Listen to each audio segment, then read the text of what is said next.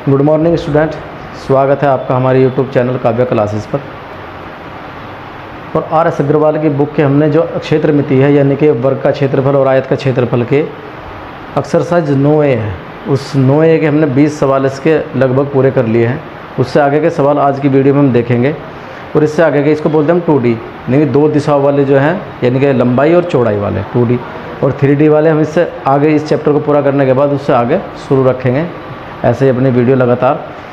तो इससे आगे के 20-21वां सवाल शुरू करेंगे। आपको अच्छा लगता है तो कमेंट ज़रूर कर दीजिएगा और भाई थोड़ा सा बता दीजिएगा कि वीडियो में कुछ कमी है, ठीक है।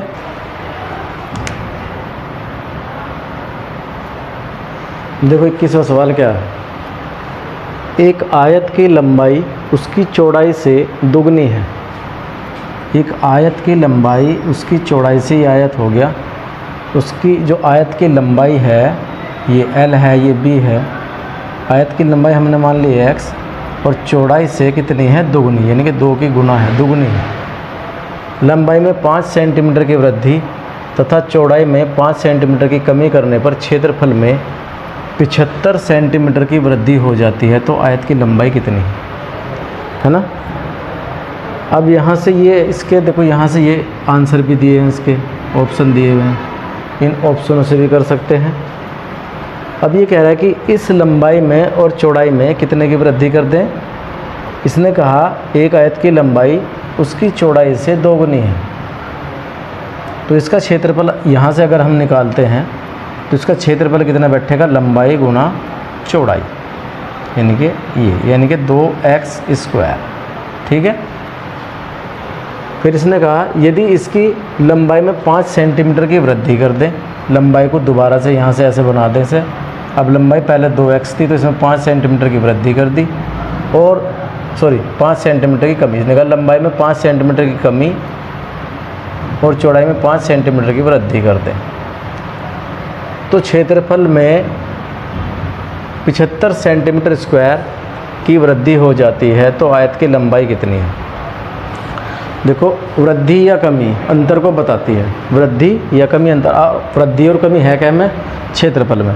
इसका क्षेत्रफल हमने निकाला और इसका क्षेत्रफल भी क्या होगा, लंबाई गुणा चौड़ाई, यानी कि 2x माइनस के 5 और x प्लस के 5। तो इसका भी क्षेत्रफल लंबाई गुणा चौड़ाई। अब इसका क्षेत्रफल जो है वो ज़्यादा हो जाता है, तो क्षेत्रफल इसका ज़्यादा है और इसका है कम।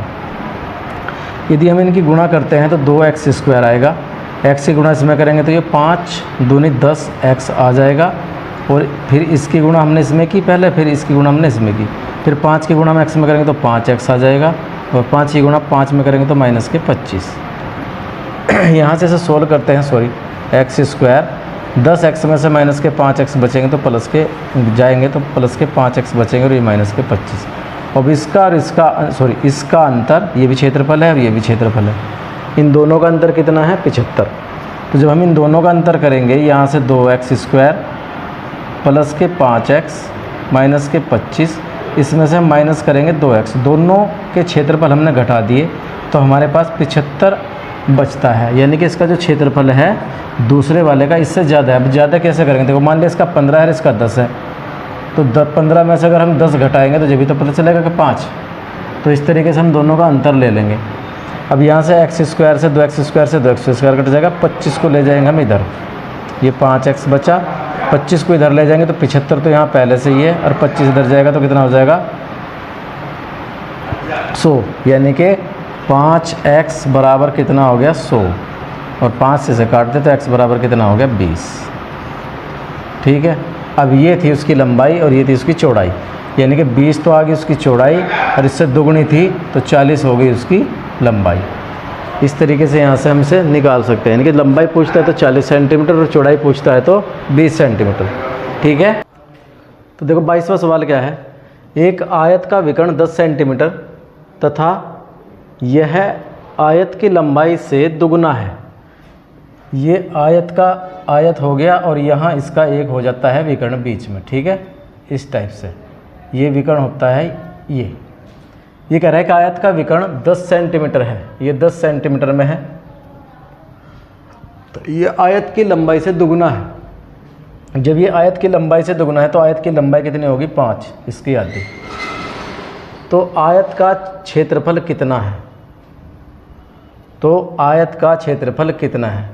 अब देखिए हमारे पास ये हो गया 5, इधर भी और इधर भी, दोनों बराबर हैं, आमने सामने की भुजा बराबर हैं, तो हम इसकी चौड़ाई निकाल देंगे।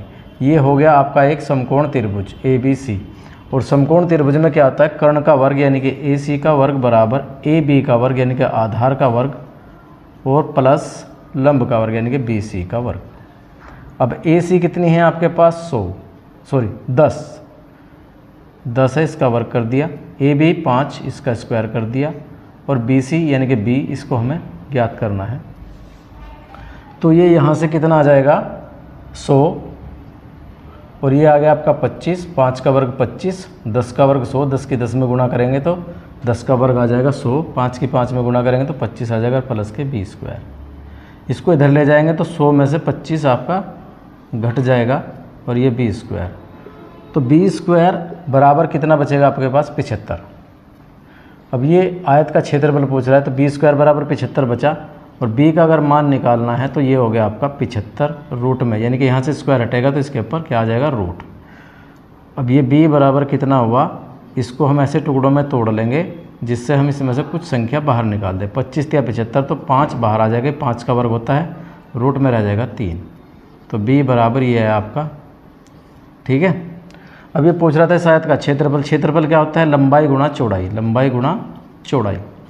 अब लंबाई गुणा चौड़ाई का मतलब लंबाई तो हो गई आपकी 5, और ये चौड़ाई हो गई आपकी 5 रूट 3, इसकी गुणा कर दो तो ये 25 रूट 3 सेंटीमीटर स्क्वायर आ गया इसका क्षेत्रफल। देखो सवाल नंबर 23, सवाल नंबर 23 में क्या दिया है, एक 18 सेंटीमीटर लंबे तथा 14 सेंटीमीटर चौड़े आयत के अंतर्गत खींचे जाने वाले सबसे बड़े वृत्त का क्षेत्रफल कितना होगा। 18 सेंटीमीटर लंबाई का है ये, और चौड़ाई है इसकी 14 सेंटीमीटर, थोड़ा सा ऐसा मान लेंगे, 4 ही बड़ा है बस।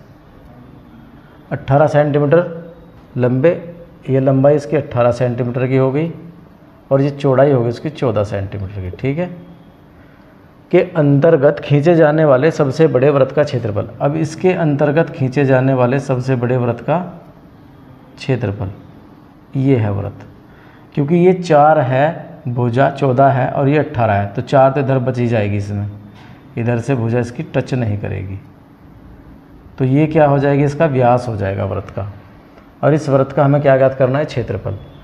तो ये जो 14 सेंटीमीटर की भुजा है, ये वृत्त के दोनों साइड में इधर भी और इधर भी टच करके जा रही है, तो ये क्या हुआ, वृत्त का व्यास। और वृत्त का व्यास जो है वो 14 सेंटीमीटर है, तो हम इसका यहाँ से अगर केंद्र मानने तो ये इधर वृत्त की त्रिज्या होगी, इधर वृत्त की त्रिज्या, तो जो त्रिज्या होती है वो होती है वृत्त की आधी, वो सॉरी व्यास की आधी, यानी कि 14/2, तो त्रिज्या कितनी आ गई 7 सेंटीमीटर, ठीक है, त्रिज्या आगे इसकी 7 सेंटीमीटर। अब हमें इस इसका वृत्त का क्षेत्रफल ज्ञात करना है, तो वृत्त का क्षेत्रफल होता है, वृत्त का क्षेत्रफल πr², ठीक है, πr²। अब पाई का मान रखेंगे हम यहाँ 22/7, और r का मान रखेंगे 7 का स्क्वायर। इसके पावर से इसकी 2 पावर कट जाएगी, क्योंकि 7 2 बार लिखा जाएगा तो 1 7 कट जाएगा, और 7 की गुणा करेंगे तो 154 वर्ग सेंटीमीटर इसका क्षेत्रफल आ जाएगा, इसके अंतर्गत खींचे हुए वृत्त का। इस सवाल नंबर 24 में देखिए कितना अच्छा सवाल है, क्या दिया है, एक 8 मीटर लंबे तथा 6 मीटर चौड़े कमरे में, 8 मीटर लंबा और 6 मीटर चौड़ा एक कमरा है, यानी कि आयताकार हो गया भैया। कमरे में 1.6 मीटर चौड़ा कालीन बिछाया गया है, यानी कि इस कमरे की जो लंबाई है वो है 8 मीटर, और इस कमरे की चौड़ाई कितनी है, वो है 6 मीटर। अब इसमें जैसे ये कमरे की लंबाई चौड़ाई है, ऐसा इसमें कालीन इस तरीके से इसमें बिछा दिया गया है, जितनी इसकी लंबाई चौड़ाई होगी इतनी इसकी लंबाई चौड़ाई होगी। तो इसमें जो कालीन है, कालीन की जो दे रखी, कालीन की लंबाई, कालीन की चौड़ाई दे रखी, कालीन की चौड़ाई कितनी है, इसकी चौड़ाई है जी 1.6 मीटर। तो ये पूछ रहा है कालीन की लंबाई कितनी है। अब ध्यान से देखिए, जब ये मान लीजिए ये चलो इसे ही देखो आप, ये आपका यहाँ से एक आयत है, ये कमरा है, इस कमरे के फर्श पर नीचे यहाँ से क्या बिछा दी, कालीन बिछा दी। तो जितना कमरे का फर्श होगा उतनी ही कालीनाई होगी इस पर, यानी कि कमरे का जितना कमरे का क्षेत्रफल होगा उतना ही कालीन का क्षेत्रफल होगा, यानी कि दोनों के क्षेत्रफल क्या हो जाएंगे, बराबर। तो हम यहाँ से आसानी से निकाल सकते हैं कालीन का क्षेत्रफल। इसमें हमें इसकी लंबाई ज्ञात करनी, लंबाई, इसको मान लेंगे हम कैपिटल एल। तो कालीन का क्षेत्रफल बराबर कितना हो गया, कमरे का क्षेत्रफल। अब कालीन का क्षेत्रफल लंबाई चौड़ाई, क्योंकि वो भी आयताकार में है और कमरा तो आयताकार है ही, तो कालीन का क्षेत्रफल क्या होगा, लंबाई गुणा चौड़ाई, यानी कि 1.6 मीटर, और कमरे का क्षेत्रफल 8 गुणा 6, लंबाई गुणा चौड़ाई।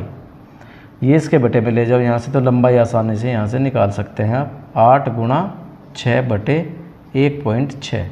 इसके दशमलव हटा देंगे, इसको सही सा करके लिख देते 8 गुणा 6, इसके दशमलव हटाएंगे तो 0 लग जाएगा, और 16 पंजे 80, 16 से काट देंगे, 16 पंजे 80, और 6 की गुणा जब 5 में करेंगे तो 6 पंजे 30, यानी कि इसकी कालीन की लंबाई कितनी जी, 30 मीटर इसकी कालीन की लंबाई यहाँ से आ जाएगी।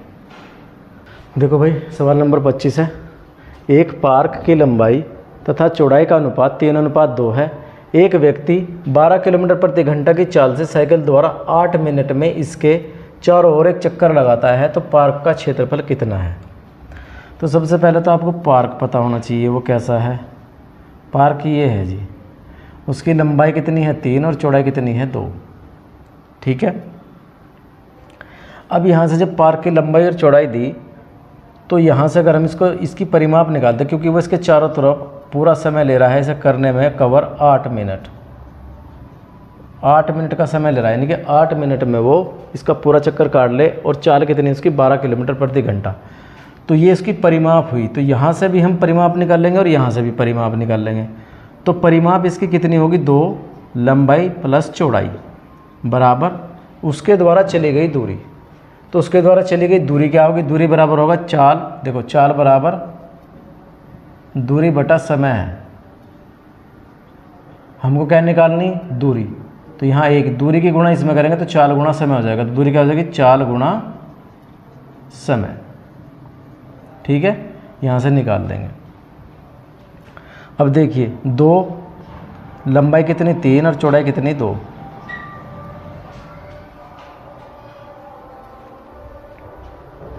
ठीक है, और चाल कितनी इसकी है 12 किलोमीटर प्रति घंटा, और समय कितना लगे से 8।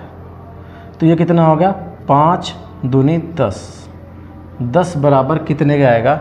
इस चाल को आप किलोमीटर प्रति घंटा को मीटर प्रति मिनट में बदल देंगे, यानी कि 12/12 को किलोमीटर प्रति घंटा में मीटर प्रति सेकंड में बदलने के लिए 5/18 से आप इसको गुणा कर लीजिए। 3 से कट जाएगा, 3 चौक 12, और या 6 से काट लेंगे, 6 दूनी 12 और 6 तिया 18, 5 दूनी 10/3, ये मीटर प्रति सेकंड आ गया।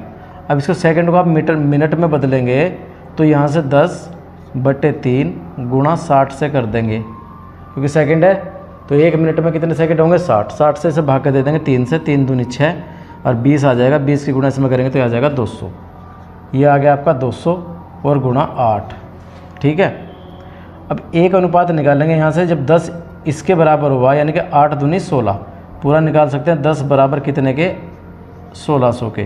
तो 1 कितने के बराबर होगा, 10 से इसकी 0 कट जाएगी, 1 0 10, यानी कि 1600 के बटे में कितना चला जाएगा 10, 0 से 0, यानी कि ये हो गया 1 आपका आया, 1 बराबर है 160 के। तो उसने कहा इसका क्षेत्रफल ज्ञात कीजिए। अब इसकी लंबाई यहाँ से निकाल लेंगे, जब 1:1600 के बराबर है तो 2 कितने के बराबर है, 16 दूनी 32, यानी कि इसमें गुणा कर देंगे, यानी कि चौड़ाई तो इसकी आ गई ये, और 16 की ही गुणा 3 में कर देंगे, यानी कि 3 गुना है, तो 16 × 48, यानी कि 160 की गुणा कर देंगे तो कितना आ जाएगा 480। अब इसको क्षेत्रफल निकालना है, आपका क्षेत्रफल निकाल दीजिए यहाँ से। क्षेत्रफल कितना होगा, लंबाई गुणा चौड़ाई।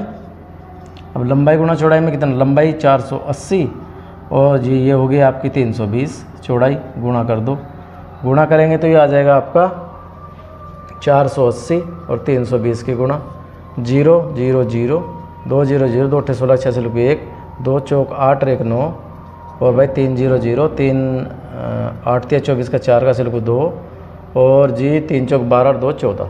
इसको यहाँ से 0 0 6 और 9 और 4 13 का 3 से लोगे 4 1 5। ये आ गया आपका 53 153 600 है ना। 1,53,600 वर्ग मीटर में है तो मीटर में, सेंटीमीटर में है तो सेंटीमीटर में। ठीक है। देखो भाई सवाल नंबर 26। एक कमरे की चारों दीवारों का क्षेत्रफल 220 वर्ग मीटर है। इसकी चौड़ाई तथा ऊंचाई क्रम से 8 मीटर तथा 5 मीटर है, तो कमरे की लंबाई ज्ञात कीजिए। अब कमरे की चारों दीवारों का क्षेत्रफल, कमरे की चारों दीवारों का क्षेत्रफल कितना है, ये दिया है आपको 220 वर्ग मीटर में दिया है। ठीक है। अब कमरे की चारों दीवारों का क्षेत्रफल दिया है तो इसका सूत्र अब यहाँ से लगा देते, 2 लंबाई प्लस चौड़ाई गुणा ऊंचाई। ये 220 है, 2 से काट देंगे तो ये 110 रह जाएगा। अब लंबाई ज्ञात करनी है, चौड़ाई उसने दी है, चौड़ाई कितनी दी है, पहले क्रम से 8 और ऊंचाई है 5। चौड़ाई 8 है और ऊंचाई है 5। ये 110 बचा, 5 से काट देंगे, 5 दूनी 10 और 5 दूनी 10, 22 बार।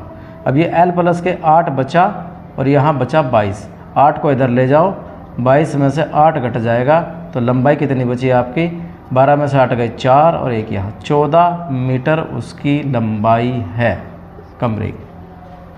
तो आज की क्लास फ्रेंड्स यहीं ख़त्म करते हैं, क्योंकि आवाज़ जो है मंदिर में रेडियो बज रही है उसकी थोड़ी सी आवाज़ आ रही है, मुझे भी डिस्टर्ब हो रहा है और मुझे लगता है कि वीडियो में भी थोड़ा सा डिस्टर्बेंस हो रहा होगा। तो वीडियो अच्छी लगे तो लाइक कीजिए, कमेंट कीजिए और शेयर कीजिए अपने दोस्तों को। ठीक है। तो मिलते हैं अगली वीडियो में। धन्यवाद।